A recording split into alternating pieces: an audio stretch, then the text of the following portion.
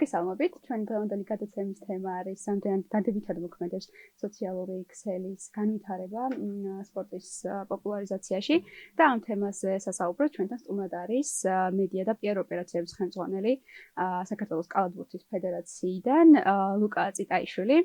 მოგესალმებით, ლუკა. მადლობა გათხოვილი დროისთვის და როგორ ხართ? ჯერ აქედან დავიწყოთ. კარგად. მოგვიახლოვდა ხა ჩვენს სანაკრებო პაუზებით და უფრო აი მაგ პროცესებში ვარ დანარჩენ ყველაფერი კარგად.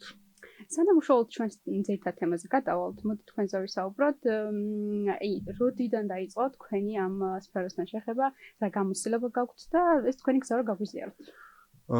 კალათბურთში ხა ზოგადად ძალიან დიდი ხანია ვარ, 22 წლის ვარ და რა ვიცი, რაც თავი მახსოვს კალათბურთში ვარ. თავიდან თამაშობდი 12 წელი პირველი კლასიდან ბოლომდე ასე ვთქვათ კალათბურთის თამაში დაუთმე, მერე რომ მორჩა და მივხვდი რომ რაღაც ცოტა სხვა სფეროში უნდა წავსულიყავი. უბრალოდ სხვა გზით გამეგზელებინა, სადაც წავსულიყავი არ ვიცოდი და ძალიან კარგად დაემთხვა რომ კალათბურთის ფედერაციაში მომიწია რაღაცა პატარა სტაჟირება. მაშინ 2022 წელი იყო და ევროპის ჩემპიონატს მასპინძლობდით. და ძალიან დიდი სტაფი იყო საჭირო ამ ყველაფრის დასაორგანიზებლად. პირდაპირ ვიტყვი რომ ნაცნობებისგან გამომდინარე მომეცა ეს შანსი, იმიტომ რომ აი ძალიან დიდი ქაოსი იყო მაშინაც ახლა ჩვენს პირველად ვატარებდით და არ ვიცოდით რა როგორ უნდა გავუკეთებინა და მაშინ მომეცა შანსი სულ სხვა დეპარტამენტში, მაგას აღნიშნავ, თვითონ დარბაზის რაღაცა თემები იყო ჩემი საქმე. და როცა მორჩა ეს ევროპის ჩემპიონატი, უკვე კითხვა ისმა, რომ საუნდა წავიდე, უნდა დავრჩე თუ არა, თუ რა უნდა მომხდარიყო საერთოდ რა და საბედნიეროდ დავრჩი ისევ სხვა დეპარტამენტში, მაგრამ ნუ ეგ სულ სხვანაირი რაღაცა არის ევროპის ჩემპიონატის მასპინძლობა აქ და სულ სხვა რამე არის ფედერაციის ყოველდღიურობა. უბრალოდ თვითონ პროცესში იმდენი რამე ვისწავლე და კალათბურთის ცოდნას ახლა ბოდიში და რაღაცა გამიგება მარტივად რო ვთქვა, თვლი რომ სადაც ვარ, როგორც მინიმუმ ვიმსახურებ იქიდან გამომდინარე, რომ ეს ცოდნა, რაც გამოცდილებით მივიღე, ვერაფერი სხვა ამას ვერ ჩამინაცვლებდა. მაგრამ სპორტის მარკეტინგი და პიარი ჩემთვის მაინც გამოცდილება უფრო არის, ვიდრე ცოდნა. იმიტომ რომ ძალიან მაგარი, ახლა ცოტა კი გადაუხმე, მაგრამ ძალიან მაგარი ცოდნა შეიძლება გქონდეს, მაგრამ გამოცდილება თუ არ გაქვს, პირდაპირ კარგად ვერ მოეწყობი, ასე ვთქვათ. ეგაა ჩემთვის და დღემდე ეგრე მოვედი. ბევრმა ადამიანმა იცის ჩემზე კარგად პიარიც, მარკეტინგიც და ეს თემები. უბრალოდ ეგ ხალხი, ჩემი აზრით, პირდაპირ ესე ვერ ჩაერთვება ჩვენს ყოველდღიურობაში, იმიტომ რომ ძალიან დიდი სპეციფიკა არის, ძალიან განსხვავდებით სხვებისგან. ძალიან საინტერესოა ეგ საკითხი, რითი განსხვავდებით, ანუ რამდენად აშკარად ცოტა უფრო რთული სფერო არის ამ თვალსაზრისით და აი რა აქვს ის რაღაცა ნიშა, რასაც ყველა შეიძლება ვერ პოულობდეს.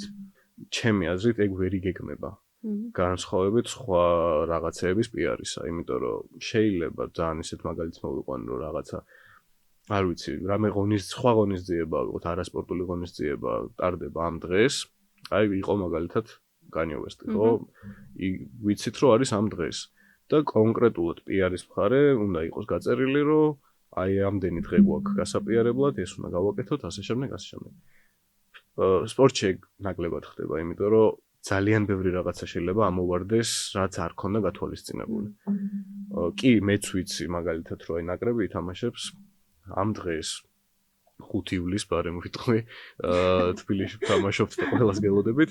5 ივლისამდე ვიცი რომ უნდა და 2 ივლისსაც გასვლით თამაში მაინც.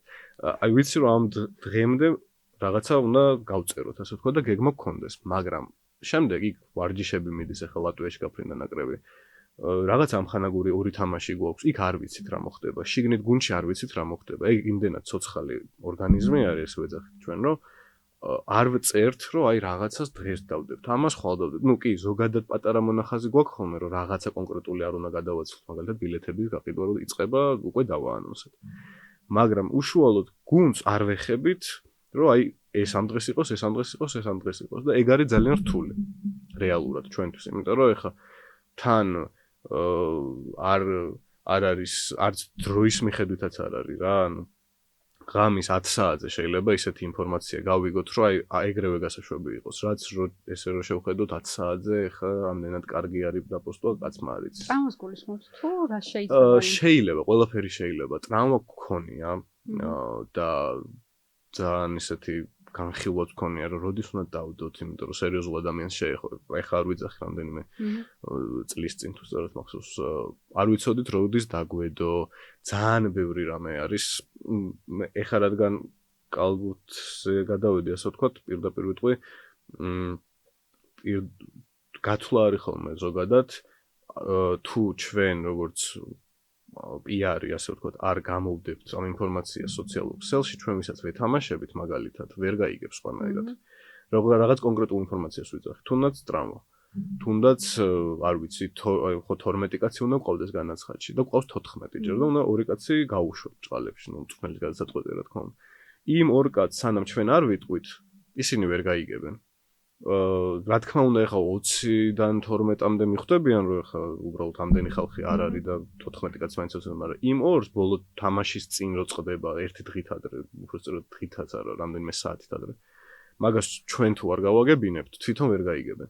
ამიტომ მაგას აქვს ძალიან დიდი სპეციფიკა, როდის უნდა დადო, რა უნდა დადო, იმიტომ რომ გუნდი არის სულ სხვა რაღაცა, გუნდის ცხოვრებას უნდა აეწყო, მარტივად რო ვთქვა და მაგიტო ვთვლი, რომ ეგ უფრო რთული არის, შეიძლება ვიღაცისთვის პირიქით უფრო მარტივი იყოს, მაგრამ სფეროდან გამომდინარე, ფეხბურთშიც ახლა არ მიმუშავია, მაგრამ ვიცი რომ ფეხბურთში რა აქვს, ეგ ყველაფერი ერთ და იგივე გვაქვს ჩვენ სპორტებს, იმიტომ რომ მაინც როგორც თქვი, ყველაფერი შეიძლება ამოვარდეს უცბად რაღაც, აი დღეს შეიძლება რაღაცა ისეთი მომწერონ, რომ არ ვიცოდე დღეს დავდო თუ ხვალ თუ ზეგ თუ საერთოდ არ დავდო. დადებაც ამ კონკრეტული რაღაცის PR-ის კუთხით გულისხმობ ამ შემთხვევაში, კი, აი თან შეთანხმებული უნდა იყოს ყველასთან. თან ახლა სიგიჟე არის, ხო, რომ ამას რო ვიძახი, რომ ეს სიტყვაზე 40 კაცთან უნდა შევთანხმო ეს. უბრალოდ ალბათ ეგეცაა ჩვენი საქმის მნიშვნელოვანი ნაწილი, რომ ვიცოდეთ, რომ ვიღაცა საქმეს არ გაუფუჭებთ ამით, მაგალითად რა და ამას რო დავდებთ, უნდა მოხდეს ეს, ან არ უნდა მოხდეს ეს. და მანდ ახლა ამას ესეც ალბათ არ არის გასაკვირი ხალხისთვის, რომ ყველაზე დიდი ბჭყალებში დაბრკოლება ყოველთვის არის მთავარი მწვრთნელი. იმიტომ რომ რაც მე თავით მახსოვს, რადგან თამაშობდი ასე შემდეგ, ქართველი მთავარი მწვრთნელი ჩვენ არ ყოლია. სულ უცხოელები ყავს. მე მუშაობა მომიწია წინა მწვრთნელთან, ილიას ზუროსთან, ძალიან კარგ ადამიანთან და დღევანდელ მთავარ მწვრთნელთან, ალექსანდრ ჯიკიშთან. ასევე ძალიან კარგი ადამიანი, უბრალოდ რო შევადარო სირთულე მათთან მუშაობის, ვიტყოდი რომ ზუროსი უფრო მარტივი იყო, ჩვენი მხარე, ჩვენ მხარეს მუშაობთ და ამაში მას გულისხმობ, რომ ზუროსი უფრო ისეთი ადამიანი იყო, რომელიც ხვდებოდა PR-ის მნიშვნელობას, ასე ვთქვათ, თან ანუ ვითარდება რა ეს PR-ი, ყველა ძალიან კარგად ხვდება, მით უმეტეს სპორტს მარკეტინგის მხარეს. და არ გიშლიდა ხელს, არა, სწორედ არ გიშლიდა ხელს, არა, უფრო ეგ ეხმარებოდა. ჩვენი ახლანდელი მწვრთნელი ალექსანდრ ჯიკიჩი ცოტა უფრო გუნდზე ორიენტირებული არის, რომ აი ოღონდ კარგად ვითამაშო და ოღონდ შედეგს მივაღწიო და სხვა ყველაფერი უფრო მეორე ფონზე არის. რაც ასევე მესმის, ანუ არა რომ არ მესმის, უბრალოდ მაქედან გამომდინარე ყოველთვის ცოტა გვეშლება ხოლმე ის, რომ აი უფრო დიდი ხანი გვიწევს შეთანხმება, უფრო რთულად გვიწევს შეთანხმება და ასე შემდეგ. მაგრამ ნუ ეხლა მეც ჩემიც უნდა გაიგოს ყველამ, რომ მე ჩემი საქმე მაქვს, რაღაცა ვალდებულებები მაქვს, არა მარტო ფედერაციის მიმართ, იქ FIBA გვაკონტროლებს, მსოფლიო კალბურთის ფედერაცია და მაქედან გამომდინარე, ბევრ რაუნდში აი უნდა ავეწყოთ ხოლმე ერთმანეთს. არა მარტო მთავარ მწვრთნელს, ძალიან ბევრ სხვა ადამიანსაც.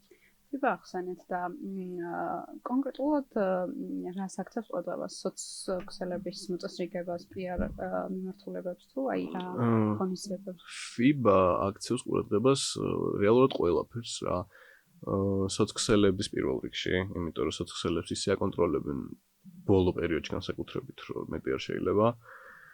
მაგრამ PR-საც აკონტროლებს, ოღონდ გულისხმობ არასოციალებს. ეს ვალდებულებებს გვაკისრებს მარტივად რო ვთქვა, ყველა თამაშის წინ, რომელსაც ჩვენ მასპინძლობთ, რომ გქონდეს ღია ვარჯიში არის ის, რომ მედიისთვის უნდა იყოს ასე ვთქვათ, თავისუფალი დასწრება, ოღონდ ბოლო 10-15 წუთი ეს არ არის 2 საათი თუ გვაქვს 2 საათი დავასწროთ და ამ 10-15 წუთის განმავლობაში მოთამაშეები და მწვრთნელები ვალდებულები არიან მედიას დრო დაუთმონ. ანუ ყველას არ ეხება, რა თქმა უნდა, ეხლა, მაგრამ ჩვენ უნდა უზრუნველყოთ ის, რომ რამდენიმე მოთამაშე და მწვრთნელი შეძლებს დაგვარად მედიასთან მივიყვანოთ საკონტაქტოდ, ასე რომ ვთქვათ. ეგ არის უშუალოდ რაც მედია ოპერაციებს ეხება და მედია ოპერაციები რაც ასევე ჩემი დეპარტამენტის საქმე არის უშუალოდ თამაშის მოწყობა. თამაშის დროს მედია ნაწილის მოწყობა, ასე რომ ვთქვათ, ეგ არის რომ ყველა მედია იყოს შესაბამისად განთავსებული, კონდეს ყველაფერი საჭირო აღჭურვილობა, ასე ვთქვათ, ოღონდ რა თქმა უნდა ინტერნეტს გულისხმობ და მაგ დაგვარს. პლუს აკრედიტაციები, რომელიც ვინ დაიშვება თამაშს, ვინ არ დაიშვება, ჩვენ მაქსიმალურად ვცდილობთ ხოლმე, რომ ყველა მედია, რომელიც აგზავნის შესაბამის პორტალზე აკრედიტაციას და ყველა აკრედიტაცია გავცეთ, ასე ვთქვათ. უბრალოდ, დღევანდელი მოცემულობით, როგორც ვთქვი, თითქმის ერთ თვეში, კი არა ნაკლებში რაღაც ერთ თვეში, ორ კვირაში თამაში გვაქვს და რომ ნახესია, უკვე იმდენი მოთხოვნა არის, რომ ახლა ვიცი უკვე, რომ რამდენიმეზე უარის თქმა მოგვიწევს. ეგ სამწუხარო, მაგრამ გამომდინარე იქნება, რომ ადგილები არ არის. კონტენტის ნაწილზე რო გადავიდეთ, ამ თვალსაზრისით FIFA აკონტროლებს თუ არა, მაგალითად კვირაში რამდენი პოსტი უნდა დაიდოს. აი მაგ განრიგს, მაგ კალენდარს, კონტენტ კალენდარს თქვენ ადგენთ თუ არა? მაგას FIFA არ ადგენს, მაგას მეცაც ვიტყვი, ეგ FIFA-ს არ აინტერესებს და სხვა შორის ბევრი ფედერაციის მხრიდან, ფედერაციის თუ უბრალოდ ასე ვთქვათ, აღმასრულებელი სტაფის მხრიდან დიდი კრიტიკა არის მაგის გამო, იმიტომ რომ არ ავალდებულებენ ფედერაციებს PR-ს. და ვისაგებლო შემთხვევით დავიტყვი, რომ ეხლა ევრობასკეტი იყო 2025-ში, ერთი წლის წინ ზუსტად. ჩვენ როგორც საქართველოს კალათბურთის ფედერაცია, როცა გადავედით მეორე ეტაპზე პლეი-ოფში უბრალოდ იქ შევხვდით FIBA-ს PR-ის და მარკეტინგის ერთ-ერთ უფროსს და პირდაპირ მითხრა, რომ თქვენ ტოპ 3-ში ნამდვილად ხართ ამ ევრობასკეტზეო. PR-ის მხრივ იქნებოდა ეგ პოსტერები თუ ვიდეოები თუ რა ვიცი, ბევრი რაღაცა. და ეს ყველაფერი ხდება მაშინ, როცა ამხელა გრანდები არის მაგ ჩემპიონატზე. რამდენად მნიშვნელოვანია გულშემატკივრისთვის უყუროს თავის საყვარელ კალათბურთელს აქტიურად, ან საერთოდ სხვა ფილდზე და არა უშუალოდ მოედანზე. მე სულ მაგას ვიძახდი რა, ექსკლუზივი არის ის, რაც ჩვენ უნდა მივცეთ ხალხს. არა იმიტომ, რომ რაღაც განსაკუთრებულს ვიძახი. უბრალოდ ერთი დატესტილი არის ძალიან ბევრ ქვეყანაშიც და ძალიან ბევრ ორგანიზაციაშიც და გუნდშიც. მაგრამ მაგას დამატებული ყოველთვის ვფიქრობდი, აი მე რომ არ მუშაობდი კი არა, ჯერ რომ თამაშობდი და ნაკრებს უყურებდი, მაშინ რა მაინტერესებდა ყველაზე მეტად და აი რაც უნდა გასაკვირი იყოს, ყველაზე დიდი ინტერესით უყურებდი, როგორ მიფრინავდა ნაკრები აეროპორტში რა შვებოდა, იქ რაღაცა ავტობუსში რას ლაპარაკობდნენ და ასე შემდეგ. ძალიან კარგი მაგალითი არის წინა წელს, რაღაც სატესტო ვერსია იყო, მართალია, მაგრამ ისე გაამართლა, რომ დღემდე ყველაზე ნახვადი კონტენტია ჩვენთან, გოგა ბითაძის ვლოგები. ეგ უნდა მეკითხოს. ხო, ჩვენ ნაკრების პრესატაშემ ირაკლი პერტაიამ მიცა უბრალოდ კამერა, მაშინ იყვნენ კემპზე, შეკრებაზე. არ მახსოვს რომ ქვეყანაში, მაგრამ ველოდებოდით ველმზადებოდით ევროპის ჩემპიონატისთვის და გოგა უბრალოდ ეგეთი ადამიანია, ძალიან მაგარი ადამიანი, ძალიან მაგარი იუმორით, რომ აი უბრალოდ აიღო და ეს საერთოდ ყველაფერი გადაიღო. იმ დონეზე რომ ბოლოს კამერა ჯდებოდა და ეს ყველაფერი ერთი დღე რო გადაიღო, მე არ ვიყავი მაშინ ნაკრებთან ერთად, ირაკლიმ გამომიგზავნა ეს შავი მასალა.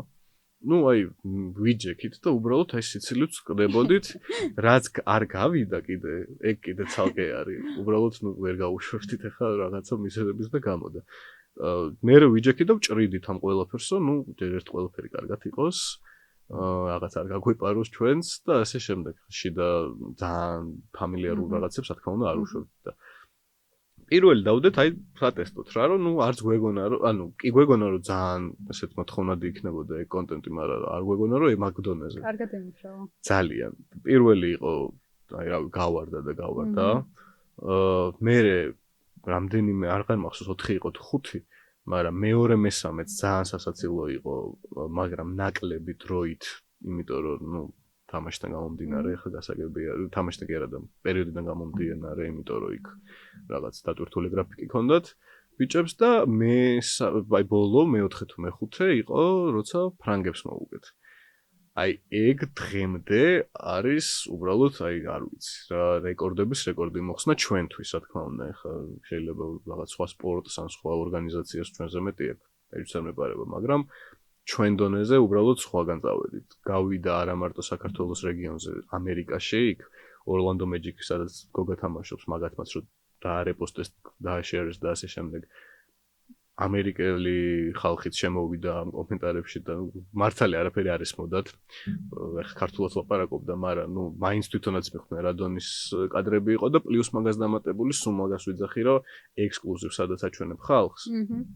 სულ სხვა შედეგს დაგიდებს ეგ და გოგამ დადო ექსკლუზივი, ანუ კადრები ანახა გასახდელიდან და არა უბრალოდ კადრები, რასაც მეც გადავიღებდი ეს შორიდან, ხო? თვითონ რო ილაპარაკა და თვითონ რო ეგეთ რაღაც გააკეთა, აი სულ სხვა იმაზე წავიდა. მე მაინტერესებს რა ფილტრით განსაზღვრავთ ვისზე ააგოთ კონტენტი. მაგალითად, გოგას შემთხვევა გასაგები არის, მაგრამ შეჩნეული გაქვთ თუ არა რომელიმე კალათბურთელზე, რომ აი განსაკუთრებით აქტიურად არის ჩართული აუდიტორია.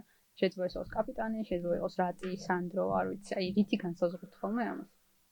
გოგაზე დავიწყებ იმას, რომ გოგას მხოლოდ იმიტომ მივეცით ეგ კამერა, რომ ვიცოდით, რომ აი უფრო ეგეთი ტიპი იყო. ტიპაჟურად.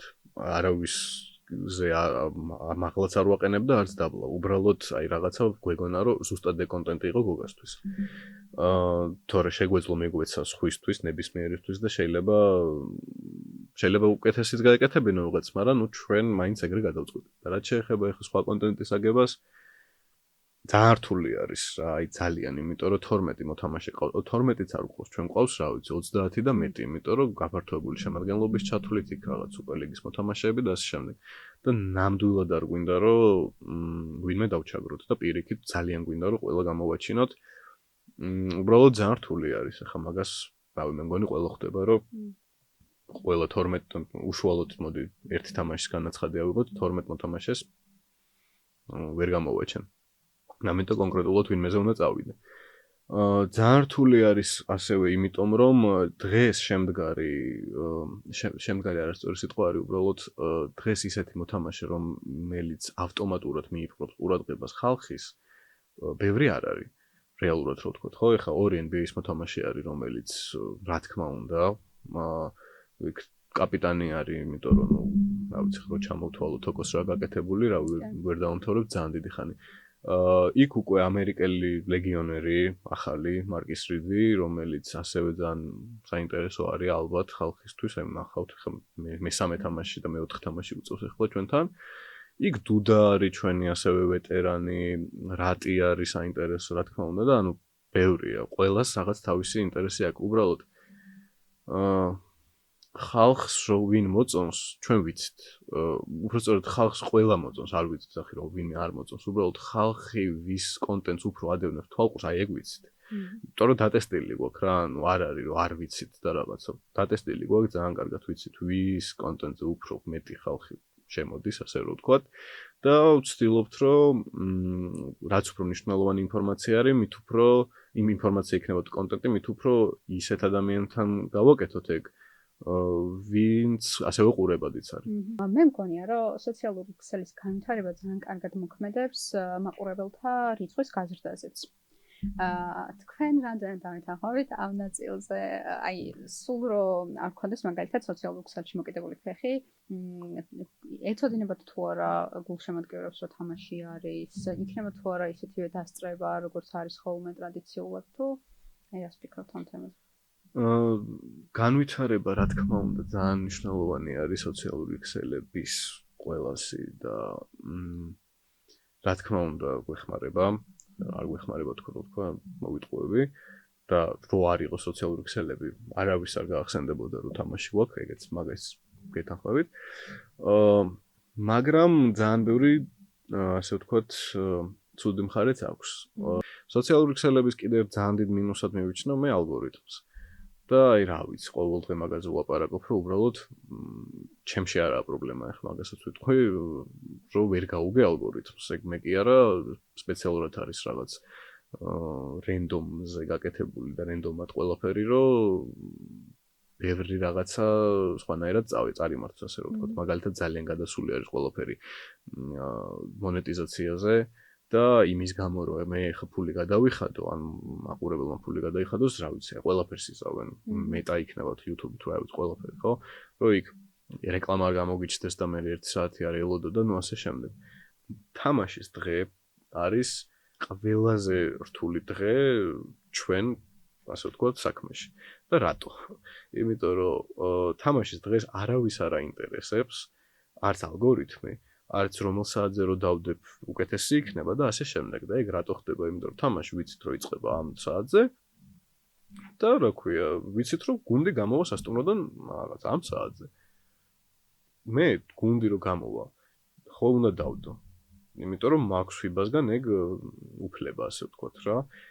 შემდეგ მე ეს ვიდეო უნდა დავდო სანამ ნაკრები გავა მოედანზე. იმიტომ რომ ესეც ფიბას წესი არის მარტივად რო ვთქვა. მე რო ნაკრები მოედანზე გადის, ეგ ყველაფერი უნდა დავდო სანამ პირველი მეოთხედი დაიწყება. პირველ მეოთხედში რაც ხდება, მეორე მეოთხედში არ უნდა დავდო, მეორე არა, მესამეში, მესამე მეოთხედში და ასე შემდეგ. და თამაში რომ მორჩება, შემდეგ გასახდელის დადება უკვე შემიძლია როცა მინდა. მაგრამ ამას ყველაფერს ემატება ანგარიშის დადება, ჩვენ ვდებთ პირველი ტაიმის ანგარიშს და შემდეგ საბოლოო ანგარიშს. კიდევ 12 კაცის გამოცხადება მაგ დღის ან წინა ღამეს ხდება შემადგენლობას, კი. ან დილით game day პოსტერი, რასაც ჩვენ ვეძახით, არის რომ აი დღეს არის თამაში, რაღაც შეხსენების მხრივ. ანუ აი რამდენი რამე ჩამოვთვალე და ეს ყველაფერი თან ხო 2 წუთის წინ თქვი რომ 10-12 პოსტერი არა და პოსტი არაა კაი თქო, მაგრამ ჩვენ ვდებთ ამდენს. და ეგ უკვე სიმართლე ვთქვა აღარ გვაინტერესებს. Game day არის ჩვენთვის ისეთი რაღაცა დღე, რომ ყველაფერი მოსულა საბჭყალებში, რო თქვა და ყველა საათზე დაპოსტოც მოსულა და ყველაფერი შეიძლება. და რაც შეეხება იმას, რა ქვია, ანგარიშებს მაგალითად, ანგარიში იმდენად იმ წამსვე უნდა დავდოთ. აი მორჩა უნდა დავდოთ, მორჩა უნდა დავდოთ. მან ხა არავინ არ დაიწყებს, რომ აი ხო არ დაველოდოთ რაღაც მრგვალს, რიცხვ საათს, ასე ვთქვათ, 7-ს, რომ მაგალითად დავდოთ. არა, ჩვენთვის აი რითაც იდეაში დავიწყეთ საერთოდ საუბარი, რომ მოძრავი პროცესი არის და რაღაცა ორგანიზმი არის, რომ აი მოხდა დადე. რაღაცეები არის, რაც მოხდა, დაველოდეთ და მერე დავდეთ, მაგრამ ეგ იმდენად ცოტა არის, ეგ უფრო არის არასათამაშო დღეებში. რომ აი მოვაგროვებთ, მერე გავწერთ. თორე ის რომ ეხა ვითარდება, ის რომ ეხა ყველაფერი ტელეფონში ხდება და რა თქმა უნდა დავპოსტავ თუ არა ეგრევე ყველა გავაგებინებ, რომ კიდევ ერთხელ 5 ივლისს ვთამაშობთ.